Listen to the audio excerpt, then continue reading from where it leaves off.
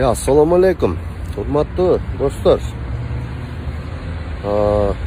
Men endi o'zim yuridikalik o'qi joyda bitkam. Mıyzamda ancha buncha buzaverben. Mıyzam uzdu deb mo'ynimda ila albayt ancha. O'zimning mıyzamda o'quvimni yaxshi bilaman-da. Hozir oshton udan deb chalib tur. Kelib ketpaysizmi? Xitoy tili bo'yicha saboq o'tib o'tpaysizmi?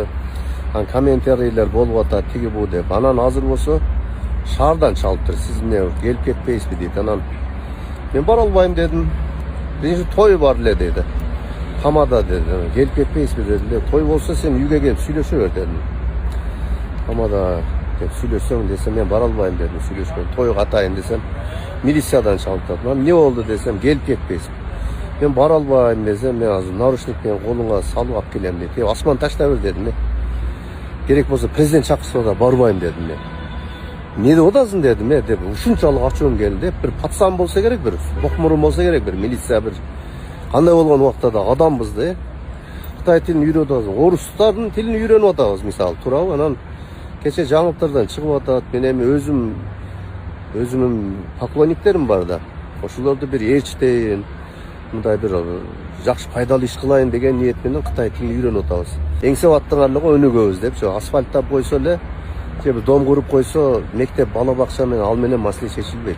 Önügü mına içibizde oluş gerek. Mevizde çe. Oşo tuğandar az milisiya çakırat diye mınday okatыңар kılı vergile makul bu. Men barbayım. Men nauşnik sal alıp keleyim dedi. Anan üstünden düşüp mınday söyledim ile. Bayke dep söylep otam anan. Tegi bu dep korkutadı. Atın dile aytkan jok. Şol tuğandar.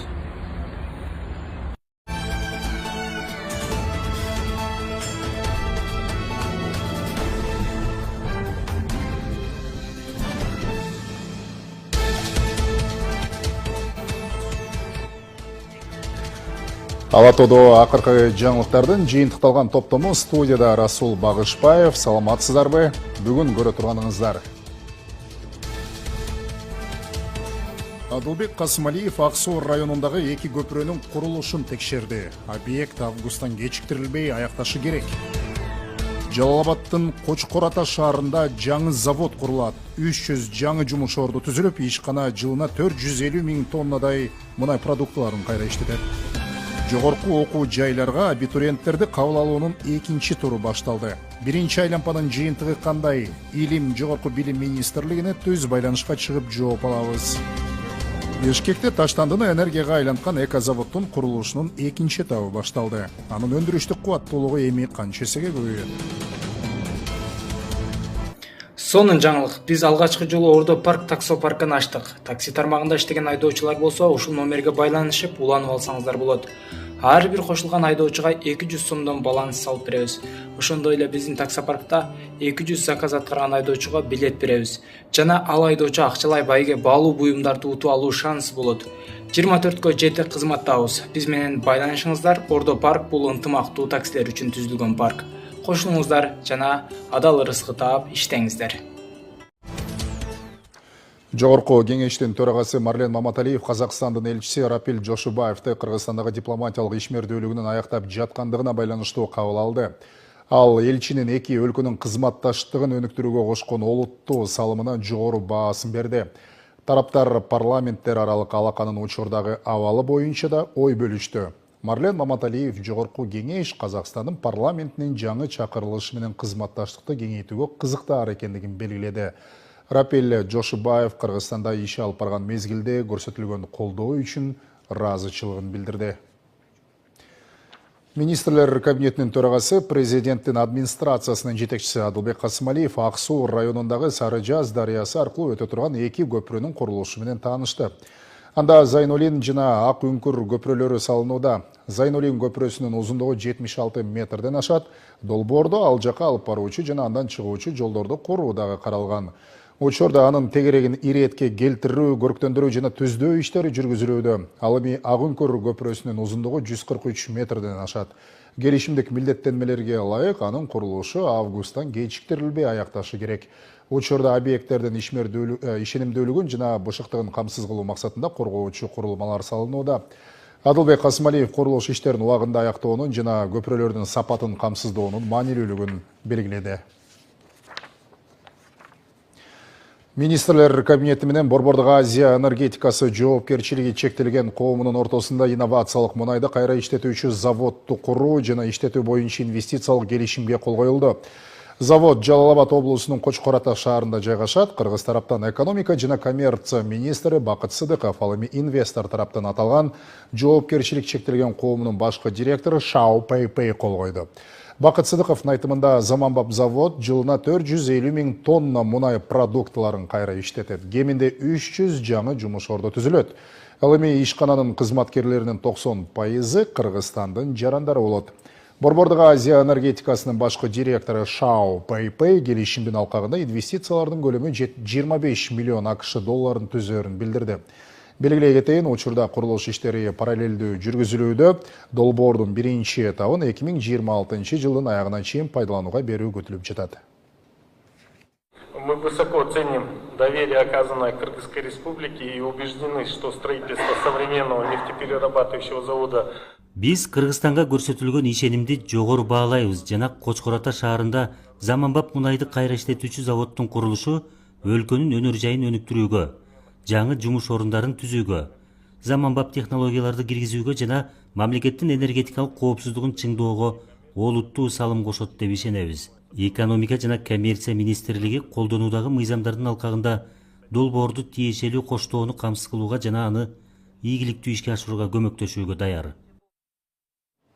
Азербайжандын президенти Ильхам Алиев Кыргызстанга мамлекеттик сапар менен келет. Бул сапардын алкагында эки тараптуу кызматташтык боюнча бир катар келишимдерге кол коюлары күтүлүүдө.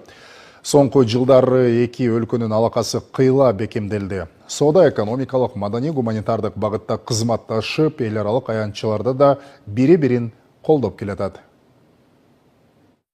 Кыргызстан алаканы бекемдеп жаткан өлкөлөрдүн катарында Азербайжан да бар. Каспийдин жээгинде жайгашкан. Экономикалык артыкчылыктары көп боордош өлкө менен соода жана маданий гуманитардык байланыш түптөлүп жатат. Эки өлкөнүн мамлекет башчыларынын сапарлары уюштурулган. Ошондой эле эл аралык уюмдардын аянтчаларында да жолугушуулар өтүп келет.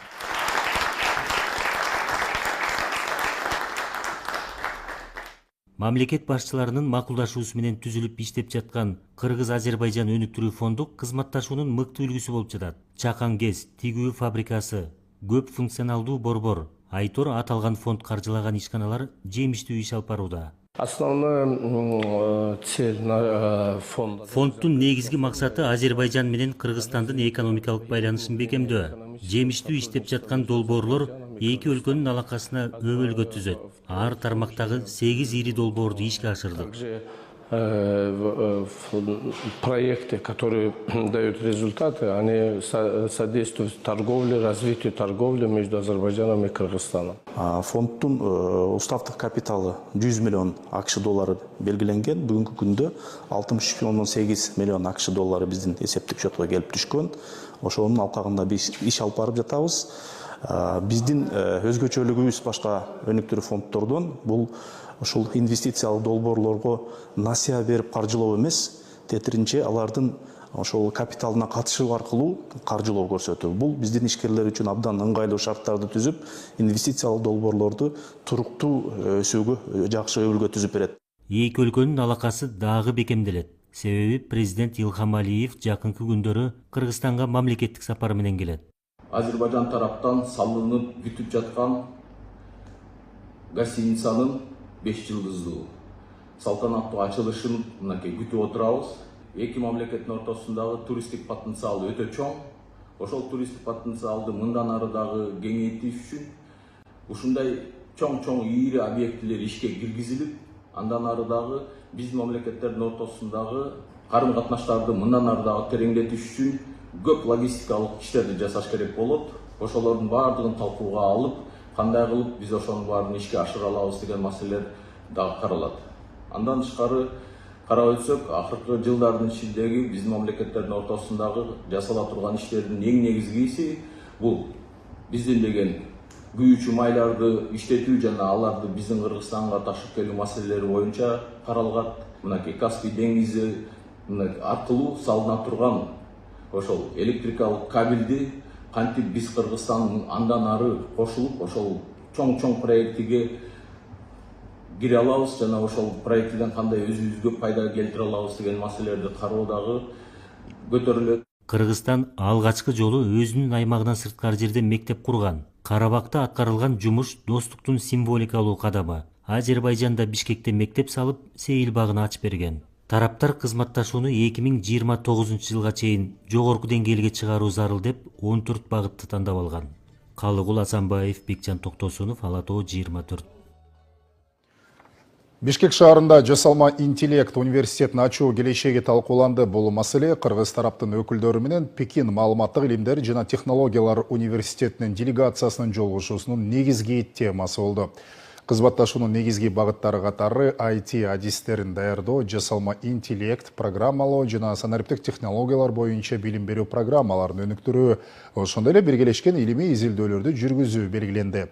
Пекин маалыматтык илимдер жана технологиялар университетинин проректору Хэуэй Кыргызстан менен Кытайдын билим берүү жана илим тармагындагы кызматташтыгы бир алкак, бир жол демилгесинин жана Шанхай кызматташтык уюмунун алкагында жигердүү өнүгүп жаткандыгын баса белгиледи. 我是北京信息科技大学副校长贺威。 Кыргызстан Кытайдын маанилүү жана достук мамиледеги коңшусу, эки өлкөнүн элдерин терең тарыхый жана салттуу достук байланыштар бириктирип турат. Акыркы жылдары бир алкак, бир жол демилгесинин жана Шанхай кызматташтык уюмунун алкагындагы кызматташтыктын негизинде Кытай менен Кыргызстандын билим берүү, илим, технология жана гуманитардык байланыштар жаатындагы өз ара аракеттенүүсү барган сайын бекемделүүдө. Бул эки өлкөнүн жогорку окуу жайларынын ортосундагы практикалык кызматташтыкты тереңдетүү үчүн ыңгайлуу шарттарды түздү. Жогорку окуу жайларына абитуриенттерди кабыл алуунун экинчи туру башталды. Бул тууралуу маалымат абитуриент онлайн платформасына жарыяланды. Ага ылайык экинчи туру үчүн каттоо бүгүн ачылды жана 22 июлга чейин уланат. Документ кабыл алуу жана конкурстук тандоого катышуу ушул эле абитуриент онлайн сайты аркылуу жүргүзүлүүдө. Мектеп бүтүрүүчүлөр ал жака тиешелүү окуу жайды тандап, тестинин жыйынтыгын жөнөтөт. Ким кабыл алынып, ким өткөнү онлайн көрүнүп турат. Негизги кабыл алуу өнөктүгү 5 тур менен өткөрүлөт. 3-чү тур 27 июлда, 4-чүсү 3 августта, ал эми 5-чи тур 10 августта башталат. Эсиңизге салалы, жалпы республикалык тесттин жыйынтыгынын негизинде жогорку окуу жайларынын абитуриенттерди кабыл алуунун биринчи айланпасы 13 июль күнү башталган болчу.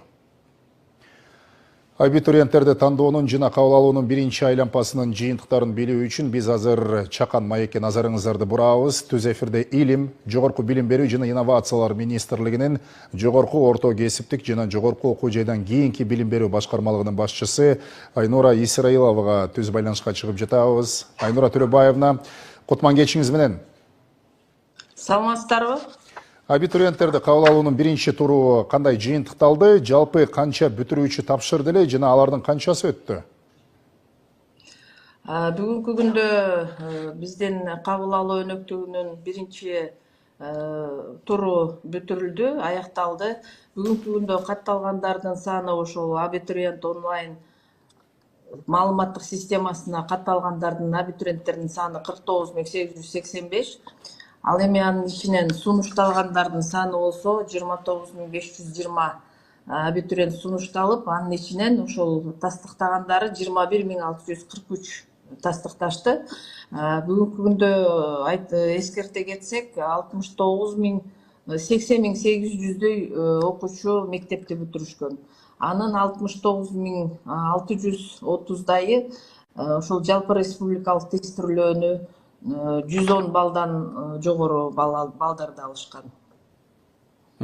Статистикада биринчи турга катышкан абитуриенттердин 50% жогорку окуу жайларга кабыл алынганын көрсөтүп турат.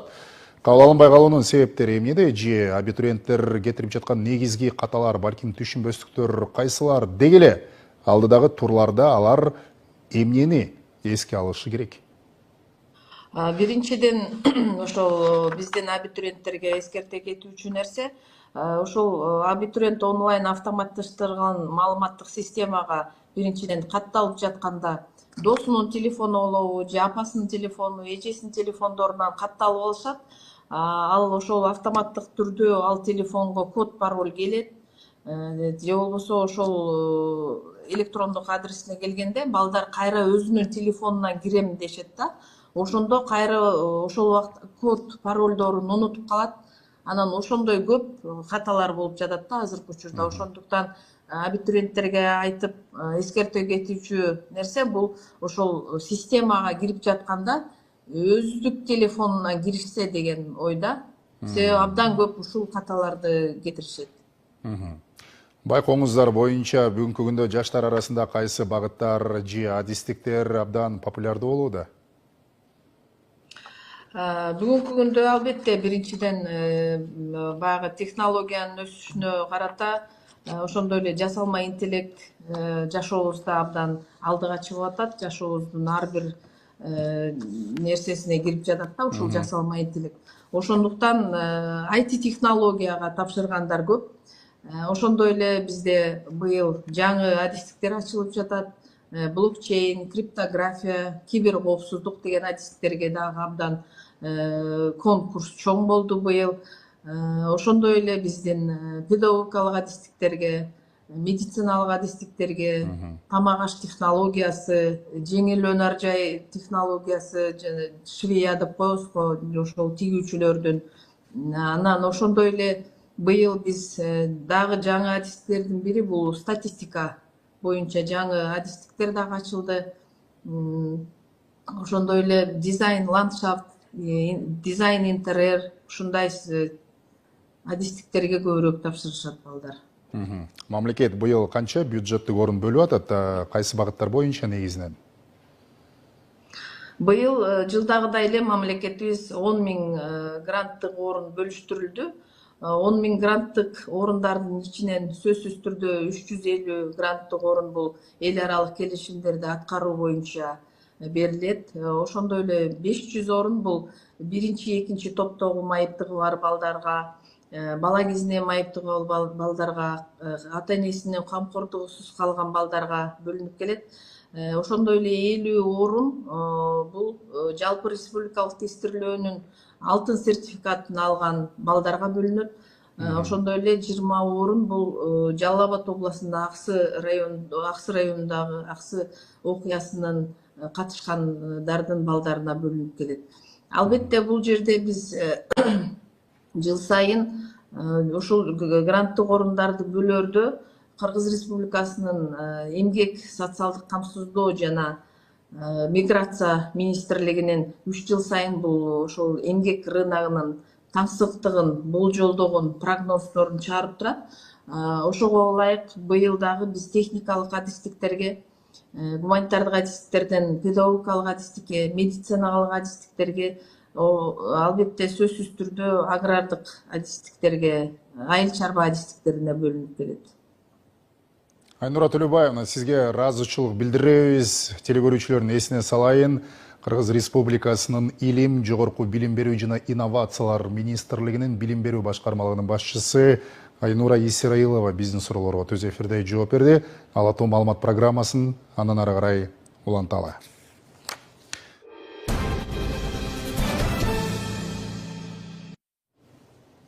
Мындан 1 жыл мурда Бишкектеги эң чоң таштанды полигону экологиялык көйгөйлөрдүн негизги очоктордун бири болчу. Бүгүн болсо ошол эле жерде таштандыны электр энергиясына айландырган заманбап завод өзгөлтүксүз иштеп жатат. Эми бул ири долбоордун экинчи этабы да башталып, өндүрүштүк кубаттуулук дагы бир нече эсеге көбөймөй болду. Темага кабарчыбыз токтолсун. 2025 жылдын соңунда ишке берилген өлкө боюнча эң ири долбоорлордун биринде турабыз. Бул таштандыны кайра иштетүүчү завод.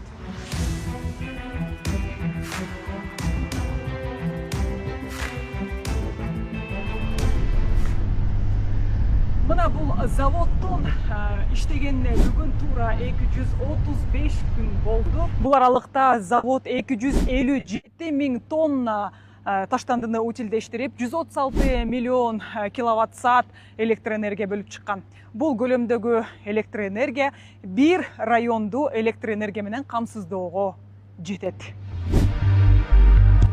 Мындан 1 жыл мурун бул аймак таптакыр башкача көрүнүштө болчу. Таштандынын үймөлөрү, айланага тараган жагымсыз жыт. Бул жердин жанынан жөн эле өтүп кетүү да кыйын эле. Бүгүн болсо бул жерде заманбап экотехнологиялык завод иштеп жатат. Ал таштандыны сорттоп, кайра иштетип, андан электр энергиясын өндүрөт. Эң негизгиси калдыкты таптакыр калтырбай, Борбор калаанын экологиясын жакшыртууга салым кошууда. Азыр бүгүнкү күндө эч кандай мындай көйгөйлүү маселелер жок, ийгиликтүү эле иштеп келатат. Бир да күн токтогон жок. Завод заманбап талаптарга ылайык курулуп, акыркы технологиялар менен жабдылган. Өндүрүш процесси толугу менен ачык айкын уюштурулгандыктан, ар бир этаптын иштешин өз көзүң менен көрүүгө мүмкүн. Ар бир цех өзүнүн аткарган кызматына жараша өзүнчө түс менен белгиленген. Мисалы, жашыл түскө боелгон бул бөлүмдө от казандан чыккан түтүн жана зыяндуу газдар көп баскычтуу тазалоо системасынан өткөрүлөт. Натыйжада атмосферага экологиялык талаптарга толук жооп берген таза аба гана чыгарылат. Мынакей биз азыр таштанды сактоочу цехине кирип бара жатабыз. Бул жерде атайын таштанды сактоочу бункер курулган экен. Бункердин узуну 33 метр, ал эми туурасы 27 метр экен. Бул жерге күнүнө 1200-1300 тоннадай таштанды төгүлөт экен. Таблону карап турсаңыз, көчө 800 тоннага жакын таштанды жагылса, ал эми бүгүн азыркы убакка чейин 500 тоннага чейин таштанды жагылыптыр.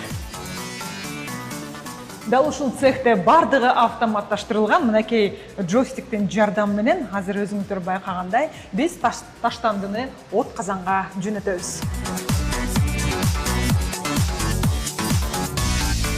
Кадимки эле оюнда экен, бирок баягы жумшак оюнчуктардын ордуна биз таштандыны көтөрөбүз.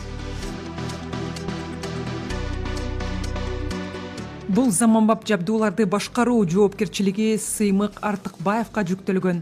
Ал завод ишке берилген күндөн тартып, ушул жерде эмгектенип келет. Алгач жабдуулардын иштөө тартибин кытайлык адистер үйрөтүп, тажрыйбасы жетилген соң башкарууну толугу менен өз колуна алган. Каарманыбыздын айтымында бул цехке күн сайын орточо 300гө жакын таштанды ташуучу унаа келет. Бир көтөргөндө эң азы 5-тен 10 тоннага чейин көтөрүлөт. 8 саат тынымсыз соо, бирок арасында эме 10 минутта ушундай эс алып калган учурлар болуп калат. Машинанын келишине байланыштуу. Муну менен долбоор токтоп калган жок. Жакын арада эле министрлер кабинетинин төрагасы, президенттин администрациясынын жетекчиси Адылбек Касымалиев заводдун экинчи этабынын курулушуна капсула салган. Таштанды маселеси толук чечилет. Экинчиден кошумча жашыл энергия булагы пайда болот. Үчүнчүдөн таза аба жана дени сак муун. Экинчи этаптын алкагында суткасына 2000 тоннага чейин таштанды кайра иштете турган экинчи блок жана кубаттуулугу 60 мегаватт болгон заманбап энергетикалык комплекс курулат. Ал ишке берилгенден кийин завод жылына болжол менен 307 миллион киловатт саат электр энергиясын өндүрөт. Бул 100 миңге жакын үйдү электр энергиясы менен камсыз кылууга жетиштүү болот. Ошол экинчи этап ишке ашкандан кийин бул деген биз мүмкүнчүлүк алабыз. Ошол Бишкектин четине жанаша жайгашкан райондорду, Чүй облусунун райондорун баарын ушул жерге таштандыларын алып келип утилдештиргенге мүмкүнчүлүк түзүлөт. Бул деген эми ушул 1,5 жылдын ичинде буюрса ишке ашырылат. Бул экинчи этап Бишкекте таштандыны башкаруунун заманбап системасын түзүүгө, экологиялык инфраструктураны өнүктүрүүгө жана Борбор калаанын энергетикалык коопсуздугун чыңдоого чоң салым кошот. Эң башкысы шаар тургундары үчүн экологиялык жактан таза жана ыңгайлуу чөйрөнү түзүүгө өбөлгө болот. Айсулуу Асанбекова, Жумабай Исманалиев, Ала Тоо 24. 5 жылдан бери жүрүп жаткан балыкчы Бөкөнбаев Барскоон жолун оңдоо иштеринин алкагында алгачкы 25 чакырым толук бүттү. Калган тилкелерде иш график боюнча уланууда. Жалпы узундугу 141 чакырымды түзгөн жолду 31 августка чейин толук бүткөрүү тапшырмасы коюлган.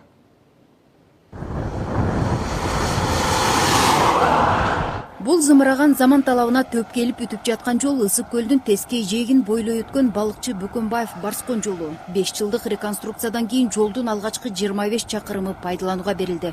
Каттам 4 тилкелүү болуп кеңейтилип, коопсуздук тосмолору жана жол белгилери толугу менен орнотулду.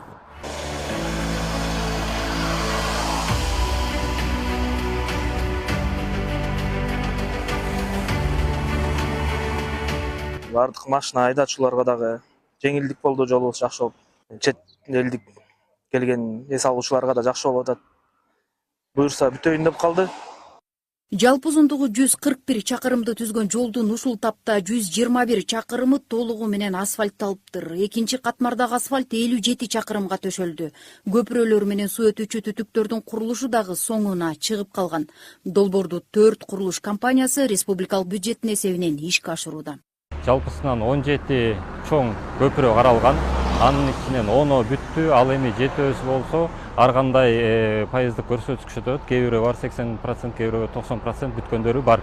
597 труба каралган, андан 416сы толугу менен бүткөрүлдү. Пайыздык көрсөткүч боюнча азыркы учурда 90%ке чейин бүттү. Жергиликтүү бийликтин айтымында бүгүнкү күндө каттамды белгиленген мөөнөткө бүткөрүү аракеттери ыкчам жүрүп жатат. Ал үчүн атайын түзүлгөн жумушчу топ жолдун курулушун тыкыр көзөмөлдөөдө. Буюрса, ушул президентибиздин өзү урматтуу Садыр Кожоевдун тапшырмасы менен берилген министрлер кабинетинин көзөмөлүндө турган жол 31-августка толук кандуу бүткөрүүгө аракеттер жүрүп жатат. Буга дейри көйгөйлүү деген 51-ден 71 километрге чейинки аралык, тагырагы Кескенбелдеги 20 чакырым тилке кытайлык компанияга өткөрүлүп берилген. Иш ыргагынын ырааттуу жүрүшү менен учурда бул аралыктагы асфальтталган. Ошондой эле 91-ден 96 чакырымга чейинки 5 километрлик жолдун курулушунда ушул эле компания жүргүзүп жатат. 51-ден 71 чакырымга чейин Чайнарод фирмасы иштеп жатат. Ал жерде жалпы 20 чакырым болсо 19 чакырымына асфальт аралашмасы төшөлүп бүттү. Азыркы учурда 1 чакырым, анан үстүнкү экинчи слой бар, шымасы бар, ошол боюнча иш алып барып жатышат. Ал эми 71-ден 91 чакырым аралыгындагы көйгөйлүү тилкеде жумушчу күчү толукталып, курулуш кайра ыргагына түштү дешет адистер. Бул жерге кошумча Кыргыз автожол түштүк жана Кыргыз автожол түндүк ишканаларынын жумушчулары дагы тартылыптыр. 2021 жылы башталган балыкчы Бүкөнбаев Барскон жолунун реконструкциясы 5 жылга созулду. Эл аралык трассаны 31 августка чейин толук бүтүрүү милдети коюлган. Эми долбоордун жыйынтыгы, сапаты жана мөөнөтү менен бааланат. Гүлбарчын Молдоева, Данияр Акунов, Нурлан Чойбеков, Ала Тоо 24, Ысык Көл облусу. Кырчын жайлоосуна алып баруучу 35 чакырым жолдагы толугу менен жаңыланып, асфальт төшөлдү. Бул тууралуу Транспорт жана коммуникациялар министрлигинен билдиришти. Унаа жолу президенттин колдоосу менен бөлүнгөн мамлекеттик каражаттын эсебинен оңдолду. Ал 6-чы дүйнөлүк көчмөндөр оюндарына даярдык көрүү боюнча иш-чаралар планын алкагында ишке ашырылды. Учурда жолдун жээктери бекемделип, белгилер жана тосмолор орнотулууда. Ошондой эле атайын унаа токтотуучу жайлар курулууда. Жаңы жол коопсуз жана ыңгайлуу шарттарды түзүп, аймактын туристтик мүмкүнчүлүгүн кеңейтүүгө өбөлгө болот деп айтылат министрликтин билдирүүсүндө. Бүгүнөн тарта Ош облусунун аймагында оор жүк ташуучу автоунааларга жолдо жүрүү боюнча күчөтүлгөн көзөмөл башталды. Тактап айтканда, өлкө аймагында абанын кескин ысышына байланыштуу күндүзгү убакта 18 тоннадан ашык жүк ташууга убактылуу чектөө киргизилген. Ага ылайык саат 10-дон кечки 8-ге чейин оор жүк ташуучу унаалардын жүрүшүнө тыюу салынат. Бирок талапка карабастан акыркы 2 айда эле 1000ге жакын мыйзам бузуу катталып, айдоочуларга жалпысынан 36 миллион сомдон ашык айыппул салынган. Ош облустук жол кыймылынын коопсуздугун камсыздоо башкармалыгы жана Тараза көзөмөл кызматы жүргүзгөн кезектеги рейдтик иш-чарага кабарчыбыз Бегимай Асанова дагы катышып келди.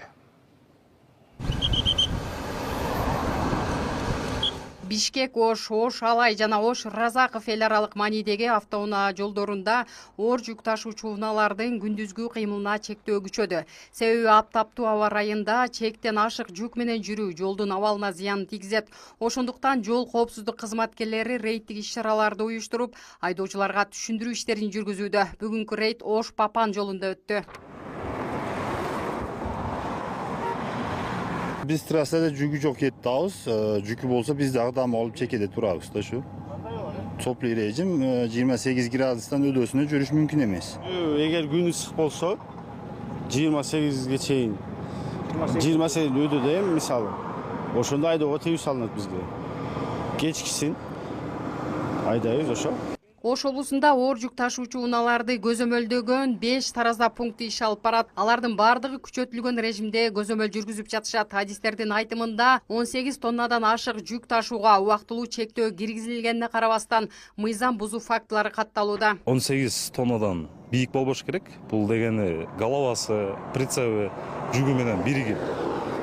Анан если 18 тоннадан аша турган болсо 17.500 сом айып салынат. Белгилесек, 18 тоннадан ашык жүгү менен саат 10:00дөн 20:00га чейин жолдо жүргөн 1000ден ашуун айдоочуга 18 000 сомго чейин айып пул салынган. 1-июндан бери Ош облусунун аймагында мыйзам бузгандардан жалпы 36 миллион сомдон ашык айып пул өндүрүлгөн. Ошондой эле оор жүк ташуучу автоунааны ташыган айдоочулар аныкталса, Кыргыз Республикасынын укук бузуулар жөнүндө кодексинин негизинде чаралар көрүлөт. Bunday иш-чара бизде качан күнүн ысыктыгы төмөндөгөнгө чейин, мисалы уланат. Сентябрь, октябрга чейин уланат. Тиешелүү кызматтар өлкө боюнча автожолдорду оңдоо жана куруу иштери жүрүп жаткан тапта айдоочуларды белгиленген талаптарды так сактоого чакырышууда. Бегиме Асанова, Нооруз Ахматалиев, Ош. Чоңалай районунда Ленин чокусунун алдындагы 91 гектар жер тилкеси жергиликтүү бийликтин карамагына өткөрүлдү. Туристтик аймактагы бул тилке Кыргызстан эгемендүүлүк алгандан көп өтпөй эле жеке тараптарга менчиктештирилип кеткен. Натыйжада мыйзамсыз менчиктештирүү фактысы боюнча соттук териштирүүлөр жүрүп, акыры жогорку сот 91 гектар аянтты Кашка суу айыл аймагынын карамагына өткөрүү чечимин чыгарды. Эми тиешелүү кызматтар Кыргызстанга гана эмес, дүйнөгө белгилүү Ленин чокусунун аймагындагы бул жердин шарттарын жакшыртып, туристтердин агымын көбөйтүү аракетин көрүшөт.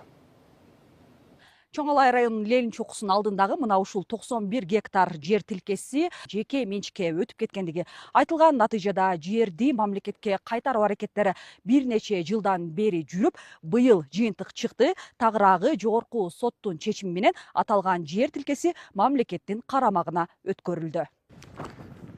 91 гектарды ээлеген бул ачыкташ лагері боюнча эми жогорку соттун токтому келиши керек. Анын негизинде туристтик аймак райондун Кашка суу айыл аймагынын балансына өткөрүлөт. Район жетекчилиги муну менен туризмди өнүктүрүүгө жол ачууларын белгиледи. Садыр Нуржович келип Чоңалай район эли менен жолугушканда дагы биз презентациябызда дагы көрсөткөнбүз. Ушу ачыкташ участогу Лениндик боюнча дагы сот иштери жүрүп жатат. Өзүңүз жеке көзөмөлүңүзгө алып бериңиз.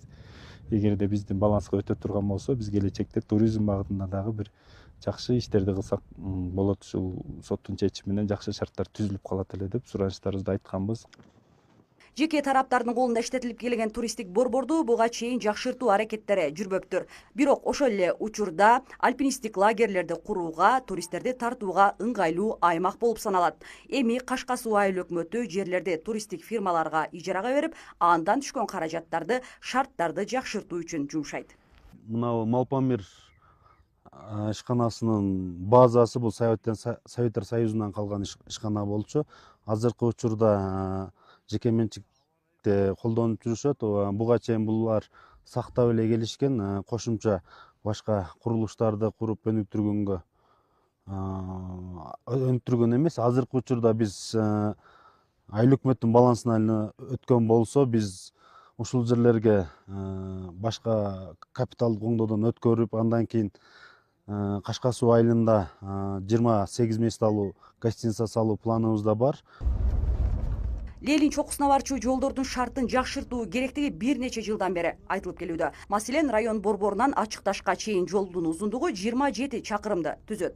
Анын 4 чакырымы буга чейин транспорт министрлигинин балансына өткөрүлүп оңдолгон. Эми калган бөлүгүн дагы министрликтин карамагына өткөрүп, оңдоп түзөө иштери жүрмөкчү. Мурда Союз убагындагы кандай дүркүрөп турган ушул лагерь ошо бойдон өчүп калганда. 2 адам менчикке өткөндөн кийин. Мына эми өкмөткө өтүп койсо, аз дагы менчикке бербей, өкмөт өзү карап, өкмөт өзү неме кылып турса, эң сонун болот. Ошол жерде өзүнүн адамдарын жөнөтүп, мына айыл өкмөттүн канчалаган адамдар безработный жүрөттүр азыр. Ошолор келип, ичине иштешип, бала чакасын багып дегенде жакшы болду, аябаганда жакшы болуптур. 7134 метр бийиктиктеги Ленин чокусу Кыргызстандагы эң белгилүү туристтик жана альпинисттик аймак. Бул жерге жылына дүйнөнүн булуң бурчунан 9000ге чейин турист келет. Эми 91 гектар аянттагы жер тилкеси айыл аймактын эсебине өткөн соң туристтердин агымын көбөйтүүгө дагы бир мүмкүнчүлүк түзүлдү. Нуржамал Баргыбаева, Азам Бузриков, Ала Тоо 24, Ош. Радиодон жаңырган тунук үнү. Кудайдан берилген туаса таланты менен миңдеген кыргыз балдарын жомок дүйнөсүнө жетелеген Бегайым Жайчиева 80 жашка толду. 60 жылга жакын өмүрүн кыргыз теле радиосуна арнап бүгүн дагы сүйүктүү кесибин улантып келет. Жомоктору менен бир нече муунду тарбиялаган Бегайым Жайчиева биздин кабарчыга өрнөктүү өмүрү жана тажрыйбасы боюнча кеп курду. Көрдүңөрбү балдар, ынтымак жок жерде ушундай болот. Бир күнү атасы балдарынын кылыгын ойлоп терең ойго түшөт. Бул үнду укканда көпчүлүккө балалыгы радионун алдында кунт коюп тыңшап өткөргөн бактылуу убакыттары эсине түшсө керек. 19 жылдар бою Кыргыз радиосунун толкуну аркылуу миңдеген балдарды жомок дүйнөсүнө жетелеп, жомоктору менен бир нече муунду тарбиялаган Бегайым Жайчиева 80 жашка толду. Ал таңды эрте тосуп, ар бир күнгө ыраазычылык билдирип, өзүн сергек алып жүрөт. Эртең мен 6-да турам, негизи бала күнү менен эле эрте турам да. Мен тургандан кийин эле дароо терезени карайм. Терезени карап, анан айтам, жараткан, дагы бир таңдын атканын көрдүм, күндүн чыкканын көрдүм. Чоң рахмат. Кудайга дагы, эл журтка дагы, асманга дагы, күнгө дагы, жерге да баарына рахмат айтып баары мен учурашам. Бегайым Жайчиева Кыргыз телерадио берүүсүнө 60 жылын арнаган. Дал ушул жерден өмүрлүк жолдошу Турсун Нуралиев менен таанышып, кыргыз маданиятынын залкар инсандары менен чогуу иштешкен. Радиону балдарымдай эле жакшы көрөм деген Бегайым Жайчиева эч качан бул жерден кетүү тууралуу ойлонгон эмес. Башка жерде мен мындай жашоо жок деп ойлойм да. Ушу жердегидей атмосфера, ушу жердегидей адамдар, менен иштеген балдар, кыздар, келип аткан, бизге сүйлөп берип аткан кишилер, ушулардай башка жерде мындай адамдар жок болуш керек деп ойлойм да. Мен эгер кучагыма ушу КТРдин имараты, адамдары бата турган болсо, баарын кучактап өбөт элем депчи. Баарына рахмат айтып, баарына ыраазы болот элем. Бегайым Жайчиеванын өрнөктүү өмүрү кесиптештери үчүн да чоң мектеп. Бир кезде радиодон үнүн угуп чоңойгон угармандары бүгүн менте бир жамаатта ийиндеш иштеп жатканына сыймыктанышат. Кыргызда бир жакшы сөз бар, ак эмгектен баар тапкан деген. Бегайым Жайчиева же ошол сөзгө татыктуу да, Бегайым эже үчүн айтылган сыяктуу. Бул эже өтө адискөй. Өз адистигин, ушул радиодо иштеген эмгегин чын жүрөгү менен сүйгөн адам. Бийик деңгээлдеги көрсөтүүлөрдү, уктурууларды даярдоо менен бирге мыкты режиссер катары да таанымал. Экинчиден, Бегайым эже мыкты өмүрлүк жар болду. Мен абдан үлгү тутам бул нерселерди. Бегайым эжем менен 10 жылдан бери чогуу иштешип келем. Эженин жомокторунун баарын мен жазып, мен даярдайм. Эжем менен иштешкениме аябай кубанам. Мен ушу кичинекей кезимде ушул эженин жомоктору менен өскөм. Анан Кудайдын буйругу экен, ошо эжем менен өзүм иштеп, өзүм жасап калдым да жомокторун. Анан эжем быйыл 80 жаш юбилейи. Ошо эжеге чын ден соолук, узак өмүр каалайм, ден соолугу чын болсун, өмүрү узун болсун. Жайчиева Бегайым, Кыргыз Республикасынын коомдук телерадио берүү корпорациясынын Кыргыз радиосу радиостанциясынын режиссеру. Бегайым Жайчиева маданият тармагындагы дээрлик бардык жогорку сыйлыктарга татыган. Кыргыз Республикасынын маданиятына эмгек сиңирген ишмер ардактуу наамы даңк медали менен сыйланган. 2021 Кыргыз Республикасынын эл артисти деген эң жогорку наамга ээ болгон. Айнус Касамбекова, Чыңгызхан Калбердиев, Ала Тоо 24. 2001 Кыргыз Республикасынын өкмөтүнүн демилгеси жана эл аралык уюмдар, финансы институттары менен бирге негизделген KICB банкы быйыл 25 жылдыгын белгилөөдө. Банк четелдик валютада SWIFT системасы менен акча которуу боюнча биринчи орунда эле жана бүгүнкү күндө америкалык Citibank'та эсеби бар жалгыз банк. Кененирээк кийинки материалда.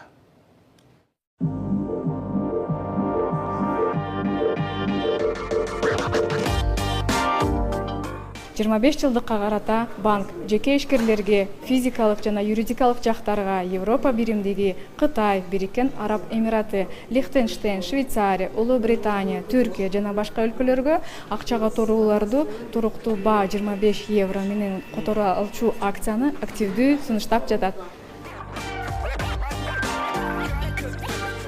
Компания Ernst & Young является частью большой четверки. Ernst & Young аудит компаниясы аудитордук жана консалтинг кызматтарын көрсөтүүчү дүйнөдөгү эң чоң тармактардын ири төртөөнө кирет. Биз KICB'нин Swift системасынын евро менен акча которуу кызматын колдонобуз. Ылдамдык өтө жогору, акча которуу бир күнгө жетпей ишке ашырылат. Биздин компания банк менен кызматташууну баалайт жана мындай акция бизнеске акча үнөмдөөгө жардам берерин белгилейбиз келет.